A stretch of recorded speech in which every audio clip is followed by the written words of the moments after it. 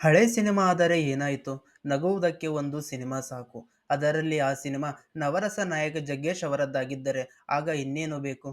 'ಇಂದ್ರನ ಗೆದ್ದ ನರೇಂದ್ರ' ಈ ಸಿನಿಮಾ 1994ರಲ್ಲಿ ತೆರೆಕಂಡಿತು. ಇಷ್ಟು ವರ್ಷಗಳ ಕಾಲ ಕಳೆಯುತ್ತಿದ್ದರೂ ಈ ಸಿನಿಮಾದ ಹಾಸ್ಯ ಪ್ರಸಂಗಗಳು, ಮಹತ್ವದ ನಟನೆಯನ್ನು ಹೊಸದಾಗಿಯೇ ಉಳಿಸಿಕೊಂಡಿವೆ.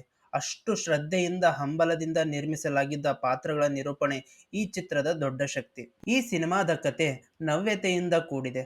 ಇಂದ್ರನ ಸ್ಥಾನಕ್ಕಾಗಿ ಯಮ ಮತ್ತು ಇಂದ್ರನ ನಡುವೆ ವಿವಾದ ಉಂಟಾಗುತ್ತದೆ. ಇದರ ಪರಿಹಾರಕ್ಕಾಗಿ ತ್ರಿಮೂರ್ತಿಗಳು ಮಧ್ಯಪ್ರವೇಶ ಮಾಡುತ್ತಾರೆ. ಸಭೆಯಲ್ಲಿ ನಾರದರವರು ಈ ಸಮಸ್ಯೆಗೆ ಪರಿಹಾರವೊಂದನ್ನು ನೀಡುತ್ತಾರೆ. ಮುಂದಿನ 1 ವರ್ಷದೊಳಗೆ ಯಾರೋ ಒಬ್ಬ ಪುಣ್ಯಾತ್ಮರು ಸ್ವರ್ಗಕ್ಕೆ ಬರುವುದಾದರೆ ಇಂದ್ರನ ಪದವಿ ಇಂದ್ರನಲ್ಲೇ ಉಳಿಯುತ್ತದೆ. ಇಲ್ಲವಾದರೆ ಯಮನು ಇಂದ್ರನಾಗುತ್ತಾನೆ. ಇಂದ್ರನು ತನ್ನ ಸ್ಥಾನವನ್ನು ಉಳಿಸಿಕೊಳ್ಳಲು ಒಬ್ಬ ಪುಣ್ಯಾತ್ಮನನ್ನು ಹುಡುಕಲು ಹೊರಡುತ್ತಾನೆ. ಹೀಗೆ ಹುಡುಕುತ್ತಾ ಹೋಗುವಾಗ ಇಂದ್ರನಿಗೆ ನರೇಂದ್ರ ಎಂಬ ವ್ಯಕ್ತಿ ಸಿಗುತ್ತಾನೆ.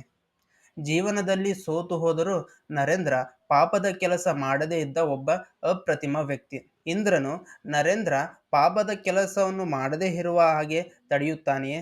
ನರೇಂದ್ರನ ಸತ್ಯನಿಷ್ಠತೆಯನ್ನು ಇಂದ್ರನು ಸೋಲಿಸಲು ಸಾಧ್ಯವಾಗುತ್ತದೆಯೇ? ತಾನು ಇಂದ್ರನ ಸ್ಥಾನವನ್ನು ಉಳಿಸಿಕೊಳ್ಳುತ್ತಾನೆಯೇ ಎಂಬುದೇ ಈ ಕಥೆಯ ಮೂಲವಾದ ಭಾಗ.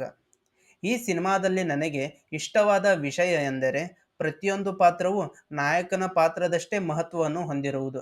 ಇಂದ್ರನ ಪಾತ್ರದಲ್ಲಿ ಶ್ರೀನಾಥ್ ಮಿಂಚಿದ್ದಾರೆ. ಯಮನ ಪಾತ್ರದಲ್ಲಿ ದೊಡ್ಡಣ್ಣನು ಅಸಾಧಾರಣವಾಗಿ ಅಭಿನಯಿಸಿದ್ದಾರೆ. ಅವರ ಭಾವುಕ ಸಂಭಾಷಣೆಗಳು ಮತ್ತು ದೈಹಿಕ ಭಂಗಿಗಳು ಯಮನನ್ನು ಕಣ್ಮುಂದೆ ತರುವಷ್ಟು ಪರಿಣಾಮಕಾರಿಯಾಗಿವೆ.